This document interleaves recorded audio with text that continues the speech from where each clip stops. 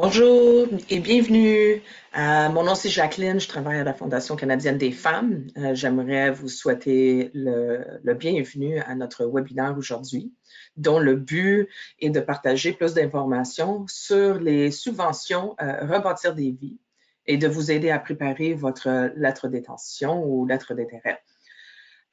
Donc, un peu d'infos sur moi. Mon nom, c'est Jacqueline Hall. Je travaille avec la Fondation en tant que responsable de programmes et je suis la personne responsable pour ces subventions pluriannuelles pour assister des programmes et des projets qui ont pour but de soutenir, venir en aide ou soutenir, appuyer des femmes qui ont survécu à la violence.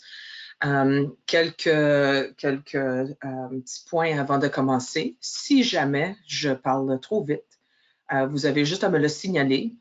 Donc, vous verrez une petite main, un symbole de petite main que vous pouvez utiliser ainsi que taper vos commentaires dans la boîte à questions dans le panel de ce plateforme GoToWebinar.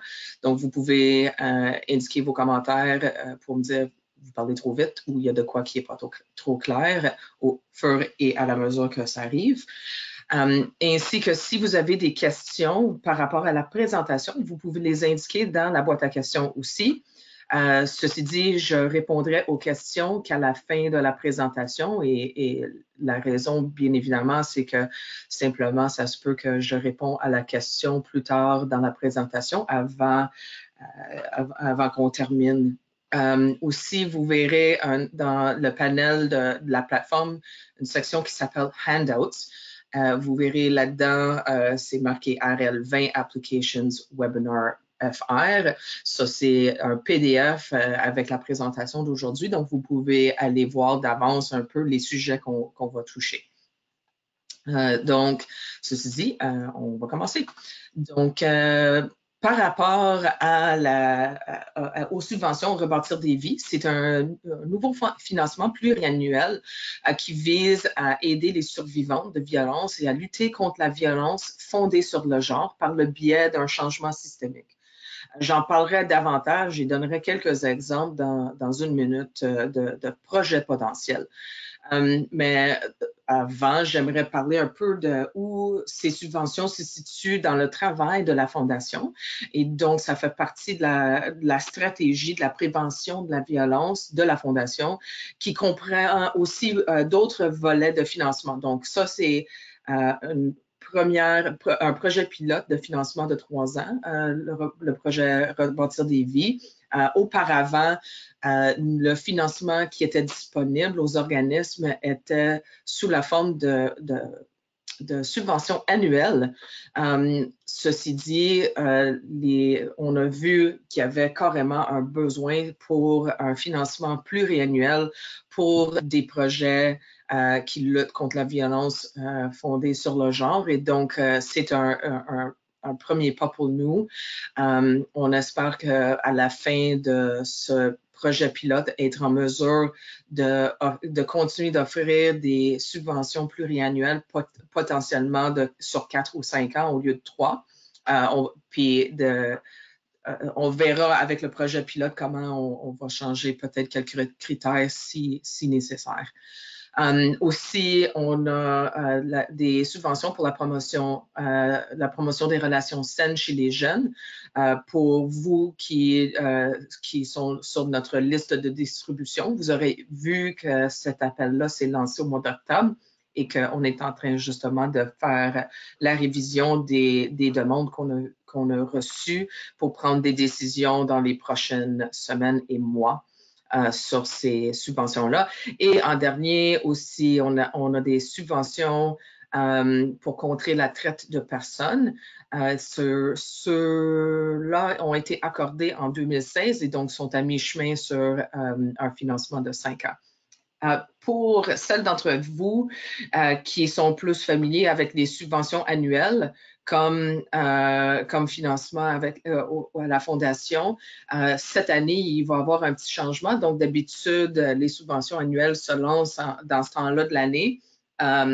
Cette année, on va les lancer un peu plus tard, donc ils vont s'ouvrir au mois de janvier, mais au lieu de juste financer des mesures ou des projets pour lutter contre la violence fondée sur le genre, les subventions annuelles vont changer un peu et vont financer tous les aspects de tous les volets disponibles à la Fondation. Donc, évidemment, des projets pour lutter contre la violence fondée sur le genre, mais ainsi aussi vont soutenir des projets sur le développement économique féministe, des projets pour des filles et le leadership des femmes.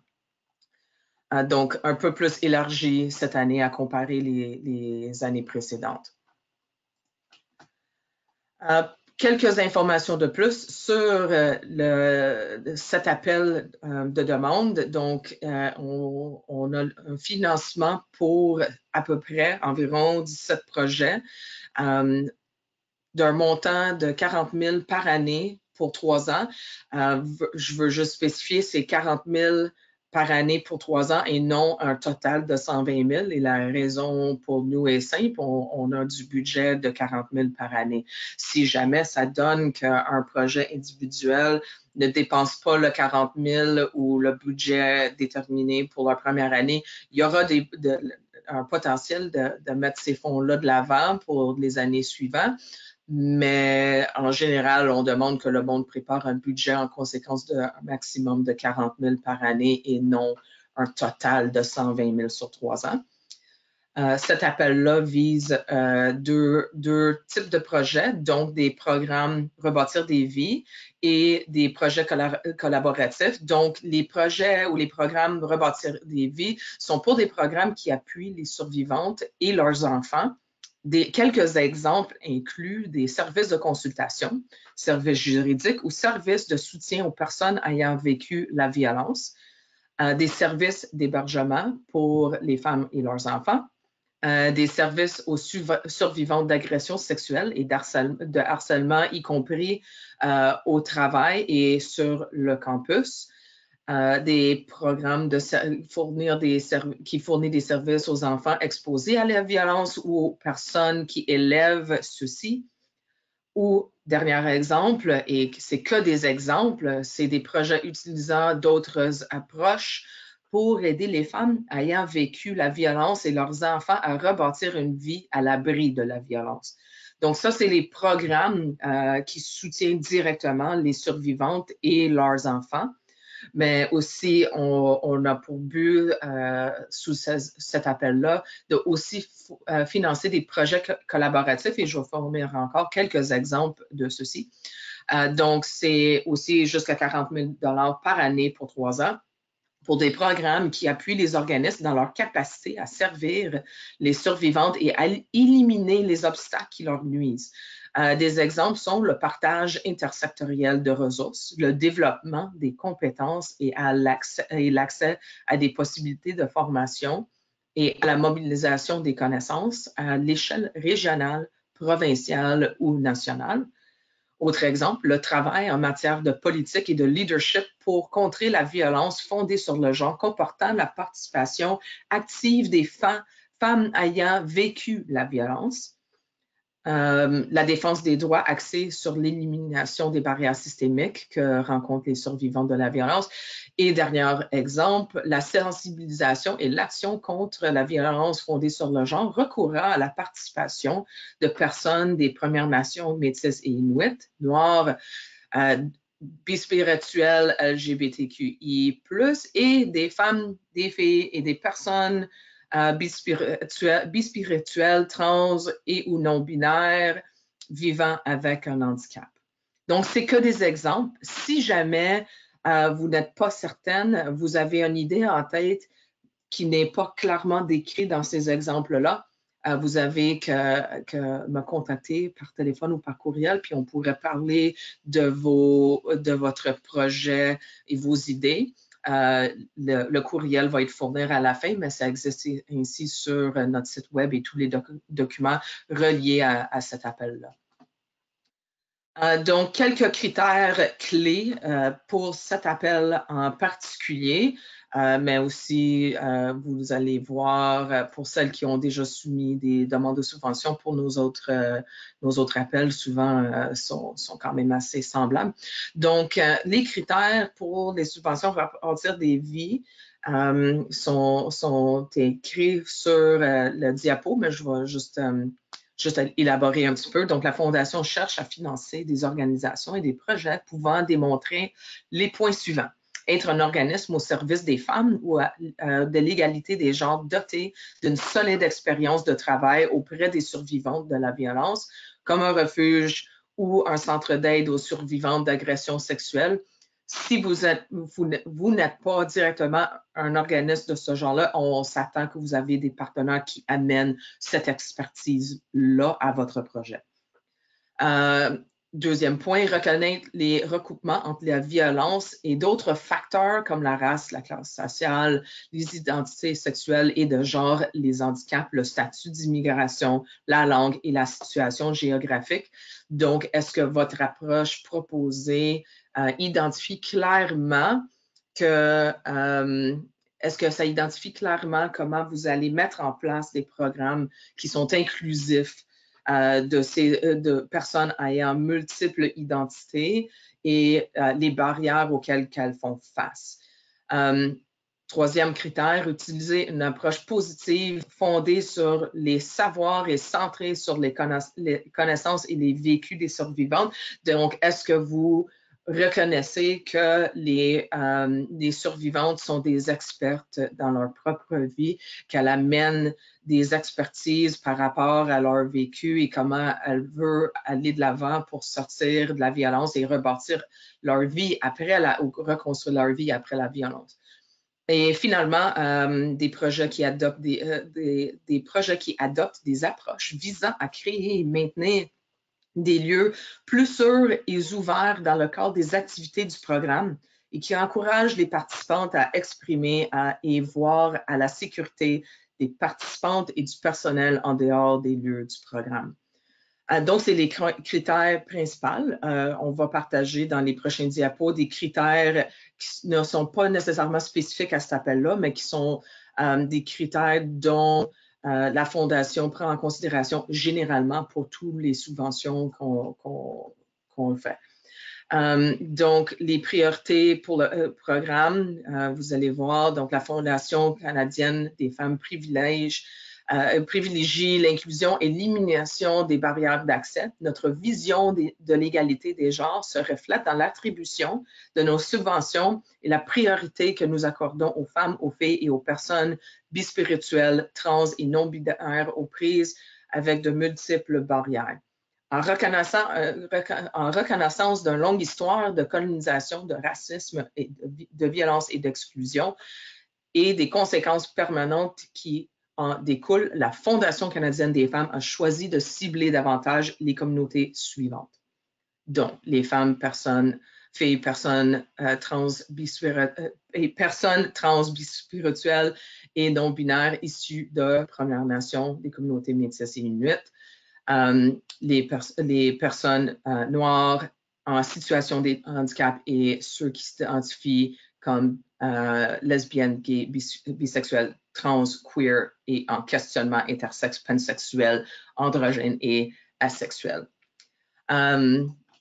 Autre critère ou priorité pour le programme que nous prenons en compte, c'est parmi les principes directeurs de la Fondation canadienne des femmes, dans l'attribution de ces subventions pour la prévention de la violence, on retrouve un profond engagement en faveur de la diversité et de l'inclusion, le financement prioritaire de projets dans lesquels les femmes sont des leaders et pour lesquels l'apport et la participation des participantes sont importants. Le financement prioritaire de projets tenant compte des réalités que vivent les femmes, notamment en offrant des services de garde, de transport adaptés, de défense des droits, de barrières multiples qui en comptent notamment les personnes Premières Nations métisses, inuits, les personnes noires, les personnes racisées, celles qui vivent en milieu rural ou dans le Nord, celles qui s'identifient comme 2S LGBTQI+, celles qui sont à faible revenu, les personnes aînées, réfugiées, immigrantes ou sans statut, celles qui vivent avec un handicap et qui sont malentendantes et de jeunes personnes. Donc, autre priorité, les projets sont des projets ayant établi des partenariats avec d'autres organismes locaux de femmes ou d'organismes communautaires qui ont de l'expérience à travailler auprès des femmes, des filles et des personnes trans, bispirituelles et non-binaires, les organismes populaires à budget modeste. Et sur ce point, c'est pas pour dire que nous finançons pas nécessairement des organismes plus établis ou avec des budgets peut-être un peu moins modestes, mais c'est de dire que c'est une priorité pour nous. Donc, on prend en considération les budgets des organismes. On est en faveur de soutenir ceux qui sont peut-être qui ont un plus de besoins ou d'appui de nos fonds. Les projets, autres critères, les projets dont les objectifs, la structure organisationnelle, le matériel, etc., comportent manifestement une analyse de genre, donc du développement aux considérations de soutien que vous offrez à vos participantes, etc. Et aussi les projets où notre financement contribue à mobiliser d'autres fonds. Donc, est-ce qu'il y a potentiel en finançant surtout des organismes à budget modeste, est-ce que ça donne une possibilité ou ça augmente les possibilités pour ces organismes-là d'aller vers d'autres bailleurs de fonds pour une première fois et trouver du nouveau financement? Donc, à noter, la Fondation ne finance pas la même initiative plus que 2 fois dans le cadre d'un financement pluriannuel. Dans ce cas-ci, ça veut dire que, vu que c'est un projet pilote et une première fois qu'on offre les subventions pluriannuelles, rebâtir des vies, ça n'applique pas tous les projets dans cet appel-là que vous avez eu du financement auparavant avec nos subventions annuelles, par exemple. On ne prend pas ça en considération. On commence à nouveau. Vous pouvez resoumettre des demandes de subventions pour des projets qui ont été financés auparavant par la Fondation. Ceci dit, vous pouvez que présenter une demande sous cet appel-là. Donc, il n'y a pas possibilité de soumettre 2 applications, par exemple, pour un programme Rebâtir des vies ainsi qu'un projet collaboratif. Vous pouvez qu'en soumettre une application pour un des 2 volets. Donc, la Fondation ne finance pas. Donc, toutes les fondations et les barres de fonds ont quelques limites sur les activités qu'on ne finance pas. Voici quelques exemples. Donc, les individus, des conférences, des projets en dehors du Canada, des dépenses en capital, la formation en autodéfense si c'est l'unique composante d'un projet. Donc, à prendre en considération, si jamais votre projet proposé inclut un de ces items-là, mais c'est pas la seule chose que vous demandez pour le financement, ça se peut qu'on le prenne en considération. Encore là, vous avez juste à me contacter pour parler un peu de votre budget et les activités proposées pour savoir s'il qualifierait pour le financement. L'échéancier, donc voici quelques dates clés. Donc,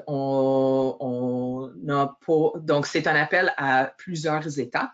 Là, on a ouvert le processus pour les lettres d'intention. La date limite pour soumettre une lettre d'intention est le 7 janvier 2020 à 11h59 heure Pacifique. Donc, pour celles au Québec, 3 heures du matin. Si votre application, votre lettre d'intention est retenue, donc on va retenir à peu près la moitié des applications qu'on reçoit, on va vous contacter par la suite pour vous demander à soumettre une application complète avec plus de détails, donc un budget détaillé avec les lettres d'appui de vos partenaires, etc. En ce moment, ce n'est pas des demandes qu'on a. Pour la lettre d'intention, c'est que de fournir le montant que vous recherchez total, par année, donc on n'a pas besoin d'un budget détaillé. On ne demande pas des lettres d'appui qui confirment un partenariat officiel à ce moment-ci. Rendu à l'étape de faire l'application complète et plus détaillée, c'est là qu'on va demander ces informations-là. Pour ceux qui ne sont malheureusement pas retenus, on va leur contacter pour leur aviser au mois de janvier également. Excusez, février. Donc, vous allez voir, donc le 25 février, tous les organismes demandeurs seront avisés par courriel, du bon ou du mauvais. Ceux qui sont invités à soumettre une application complète auront une date limite du 24 mars pour soumettre ces applications-là, donc 4 semaines à travailler l'application détaillée. Et par la suite, notre comité, qui est un comité de bénévoles avec l'expérience à livrer de tels projets, vont faire l'analyse des demandes et vont se rencontrer pour décider quels organismes seront contactés pour faire une visite. Donc, on fait des visites à ces organismes-là pour assurer que tout est en ordre et qu'on est prêt à aller de l'avant. Et les décisions finales seront rendues au mois d'août. Et tout le monde rendu là qui a soumis des applications complètes sera avisé de s'ils seront financés ou pas, malheureusement. Donc, avant, on va faire un peu, là on est rendu la section qu'on va faire la révision un peu du processus d'application et quelques conseils à comment soumettre une application qui a plus de chances de se faire retenir et de se faire inviter aux deuxième étape. Donc, les directives, je vais suggérer évidemment d'aller sur notre site web et de lire tous les documents qui sont là. Donc, les directives donnent un aperçu des critères d'attribution, de l'éligibilité et des délais, tandis que les instructions relatives à la demande donnent des conseils pour remplir la demande en ligne. Donc, ça donne plus de détails sur les types d'informations qu'on recherche avec chaque question. Ainsi que les limites de mots, etc. Et aussi, il y a une foire à questions ou questions fréquemment posées sur le site aussi qui donne un peu plus et qui répète un peu les informations qui existent dans les directives. Donc, vous voyez sur l'écran le lien pour l'application en anglais ainsi que celle en français. À vous de décider dans quelle langue soumettre votre application. La demande en ligne.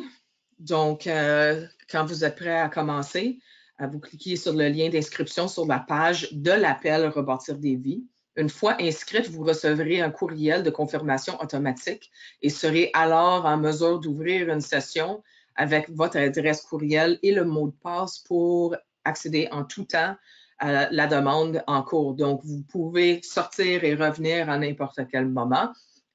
Évidemment, la technologie, des fois, c'est pas toujours 100% fiable. Donc, souvent, on demande aux personnes d'aller s'inscrire, de downloader une copie ou d'envoyer une copie par courriel de l'application, du formulaire. Comme ça, vous voyez les questions en tout temps sans être toujours obligé de retourner dans le portail d'application. Mais bon, vous pouvez sortir et rentrer également si vous préférez procéder de cette manière-là. Donc, vous pouvez revenir à la page en cliquant sur mon compte ultérieurement à l'aide des mêmes informations de connexion pour continuer à travailler sur votre application. Et on va voir comment dans les prochains diapos. Donc, après que vous avez créé votre compte, donc vous êtes inscrit en ligne, après que vous avez créé ce compte, vous serez invité à compléter le formulaire d'admissibilité.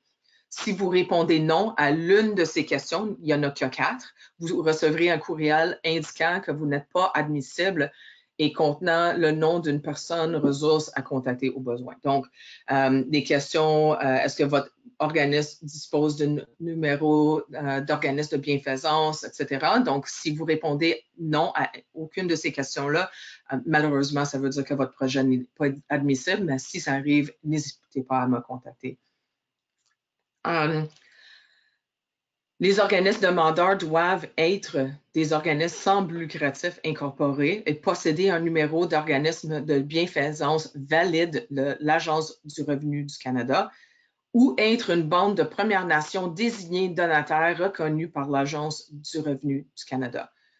Si votre organisme n'est pas un organisme de bienfaisance ou de donateur reconnu, nous pouvons quand même considérer une demande provenant d'un organisme de bienfaisance enregistré ayant un mandat lié au projet. Le conseil d'administration de cet autre organisme sera financièrement responsable de la subvention et légalement responsable d'assurer que les fonds sont dépensés aux fins de bienfaisance prévues. Il devra signer une lettre d'entente et travailler en partenariat avec l'organisme qui réalise le projet.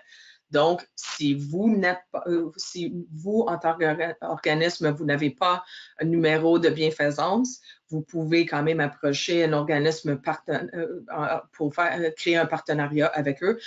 Mais ça veut dire que les autres seront responsables du projet, même si c'est vous qui livrez 100% des activités.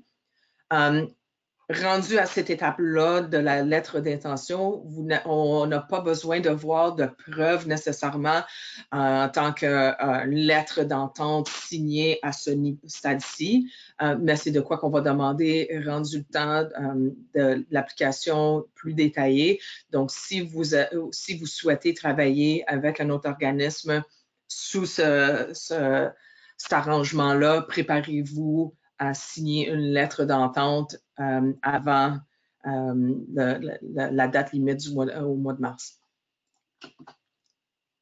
Donc, lorsque vous revenez au travail sur votre application, donc vous êtes inscrit, vous avez complété le formulaire d'admissibilité, votre projet est admissible ou votre organisme est admissible. Donc, lorsque vous revenez au travail sur votre application, vous pouvez cliquer sur le lien « Mon compte ». Vous cliqueriez ensuite sur le nom de l'application, donc que vous voyez en bas à gauche. Dans ce cas, les subventions rebâtir des vies 2020-2023. Il y a aussi quelques boutons encerclés en rouge à la droite qui pourront être pratiques pour vous. Donc, il y en a un qui permet de transférer la soumission ou l'application en cours à un de vos collègues. Vous pouvez aussi gérer ceux dans votre organisme qui peuvent voir l'application. Évidemment, il y a un bouton pour supprimer l'application. Donc, vous en avez commencé 2 par accident ou vous êtes 2 employés dans le même organisme qui en ont commencé. Vous pouvez supprimer l'application qui n'est plus valide ou que vous ne souhaitez pas envoyer. Et vous pouvez également envoyer une copie du formulaire et de votre application par courriel à vous-même ou à quelqu'un d'autre dans votre organisme. Donc, il y a quelques onglets en haut de la page qui aident à continuer votre travail, surtout si vous sortez et vous rentrez dans la page. Donc, le premier onglet contient des questions portant principalement sur votre organisme. À tout moment, vous pouvez cliquer sur un autre onglet pour accéder aux sections sur lesquelles que vous voulez travailler. Le premier onglet contient des questions liées à votre organisation. Les deuxième et troisième onglets incluent des questions concernant le projet proposé et l'onglet final, donc celle complètement à droite, vous permet de réviser, de soumettre votre demande. Consultez les instructions relatives aux questions de la demande pour votre volet de subvention. Le lien est sur la page ainsi que notre site web. Donc, à noter, la plupart des champs dans l'application sont obligatoires si jamais vous n'avez pas répondu à une question ou il y a un champ qui est incomplète ou mal rentré. Rendu sur le 4e onglet qui dit « Examiner ma demande », ça va vous donner une liste de toutes les questions auxquelles vous devrez répondre. Donc, vous voyez ici, comme exemple, moi, j'avais rentré aucune information et donc, ça vous donne tous les problèmes à corriger ou des champs à compléter. Donc, cliquez sur ce bouton-là pour aller voir avant de soumettre, peser sur soumettre pour voir s'il y a de quoi qui reste à compléter ou à réviser. Donc, quelques conseils pour que notre comité qui vont analyser les demandes voit plus positivement votre application. Donc, démarquez-vous un peu. Donc, évidemment, vous voulez faciliter notre travail, répondez aux questions de façon claire, volontaire et détaillée. Le personnel a passé aussi beaucoup de temps à rédiger les directives et les instructions, ainsi que la foire aux questions. Donc, toujours à conseiller de les reviser, les relire avant de soumettre votre application ou même de le commencer. Aussi, c'est sûr que c'est facile à dire de ne vous pressez pas. Je réalise qu'on approche le temps des fêtes et que la soumission est due pas longtemps après, mais où possible, essayez de compléter ce travail-là dans un temps opportun pour avoir un peu de temps à la fin de réviser, revoir ou de permettre à un autre collègue de regarder votre soumission avant de l'envoyer. Donc, bien que vous avez été subventionné ou travaillé avec la Fondation auparavant, ne présumez pas que nous connaissons votre travail. C'est surtout important parce qu'on a un comité, tel que mentionné, un comité de bénévoles qui vont examiner les lettres d'intention et celles-ci risquent de ne pas être aussi familiers avec votre organisation, votre travail, votre projet. Donc, soyez explicite en précisant quelques points. Donc, la philosophie de l'organisme et votre expérience antérieure liée à la communauté proposée et à la réalisation de programmes visant à soutenir les survivantes de la violence.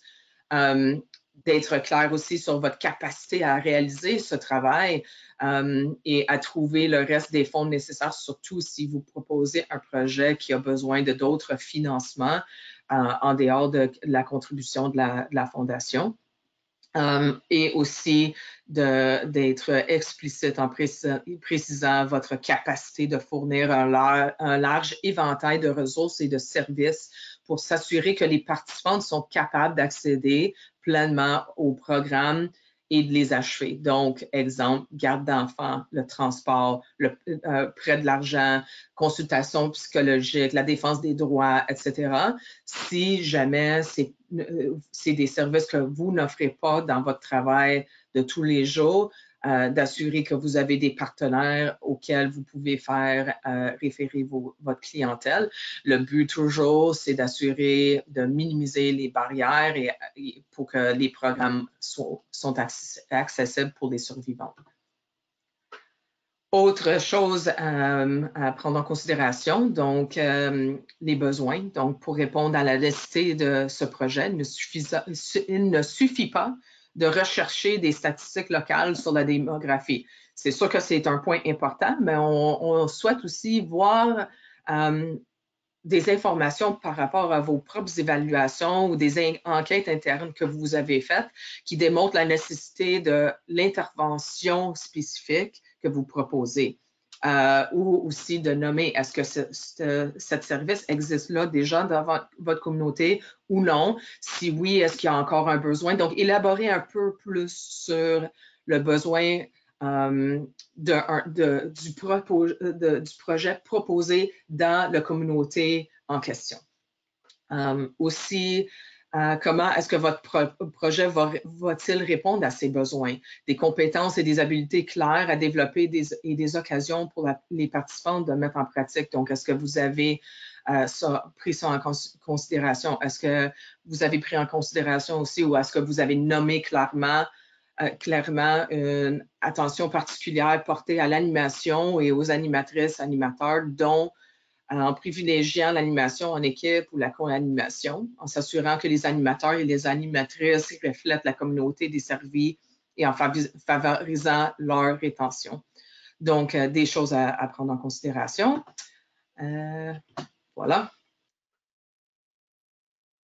Autre question que vous devrez prendre en considération, c'est est-ce que votre programme est aligné avec les critères énoncés ainsi qu'avec la mission et la vision globale de la Fondation.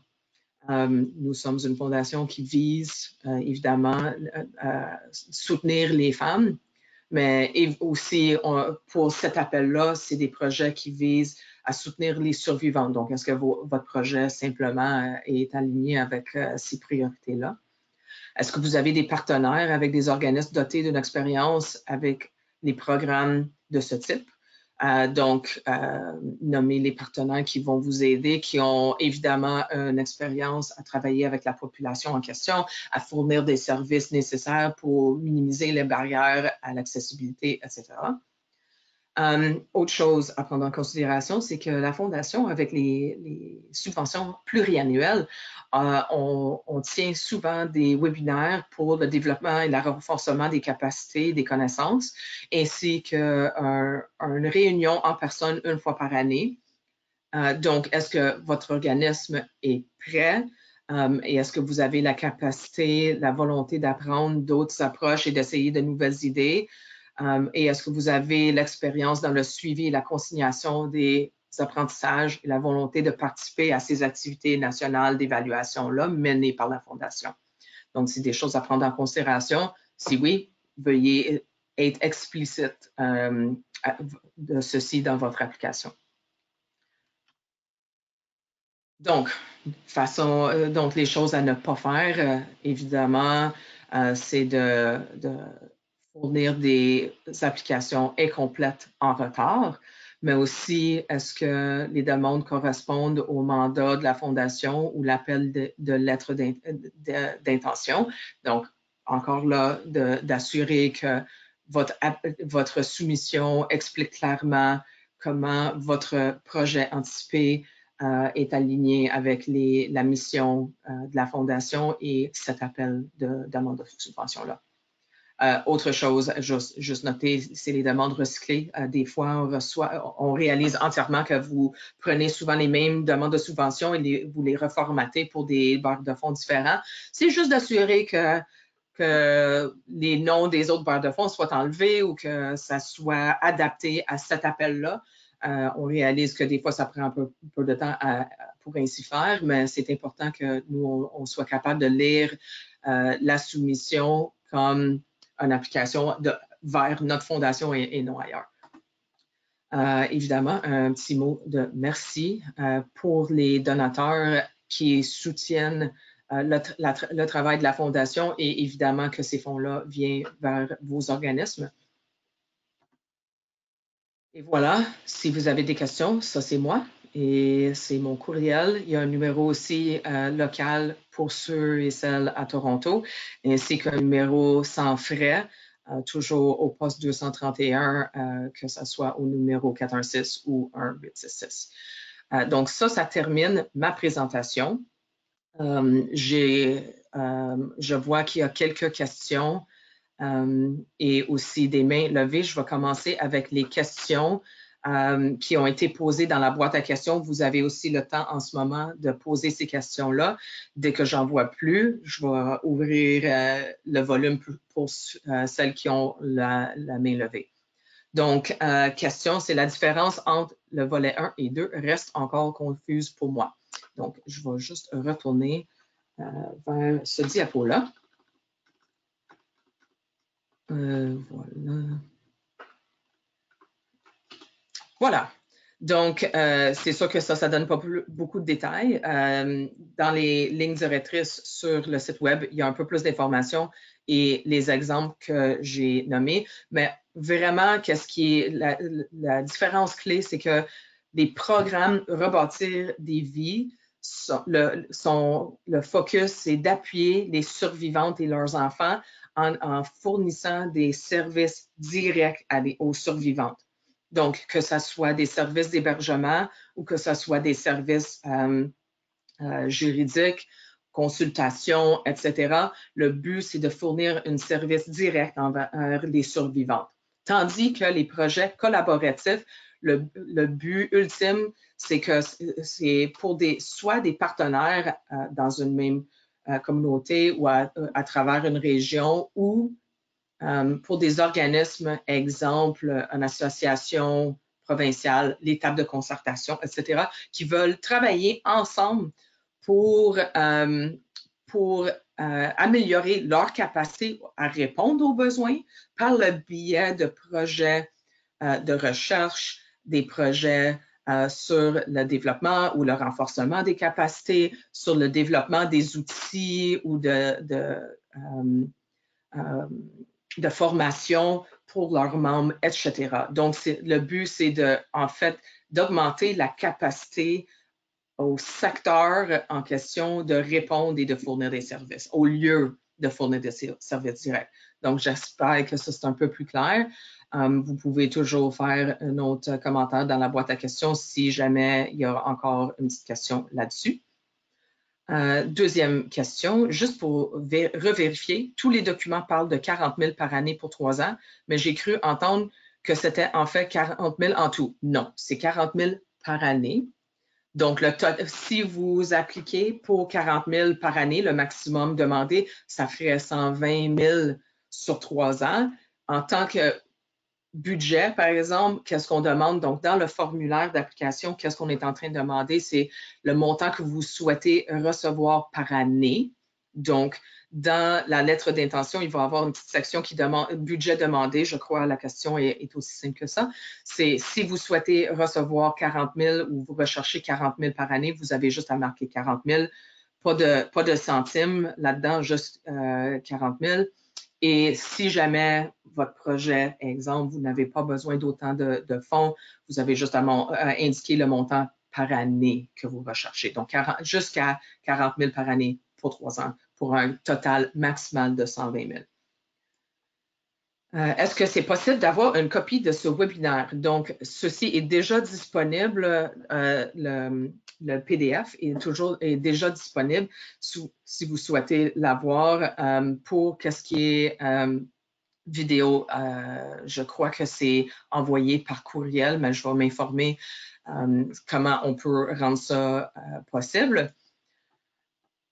Et je ne vois pas d'autres questions pour l'instant, mais je vois une personne, Didi, excusez, qui a la main levée. Je vais ouvrir votre microphone pour poser votre question. Et voilà.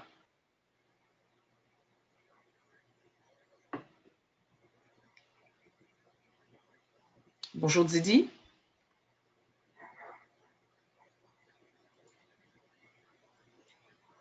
Je pense à une erreur. Je m'excuse. Ah, OK. Non, pas grave. Et je vois aussi la main levée Samia. Donc, je vais aussi ouvrir votre microphone. Voilà. Désolée, c'était une erreur. OK, merci. Donc, est-ce qu'il y avait d'autres questions? Je n'en vois pas dans la boîte à questions, mais je vais faire un dernier appel pour des questions. Évidemment, s'il y a une question qui vous vient en tête après ce webinaire, vous avez juste à me contacter. Je vais retourner vers ce diapo-là. Voilà, excusez du changement.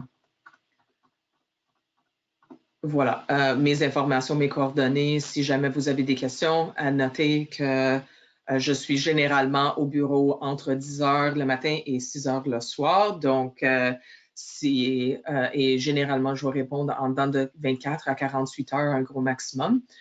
Mais si vous essayez de me contacter par téléphone, ça sera entre les heures généralement de 10 heures à 18 heures.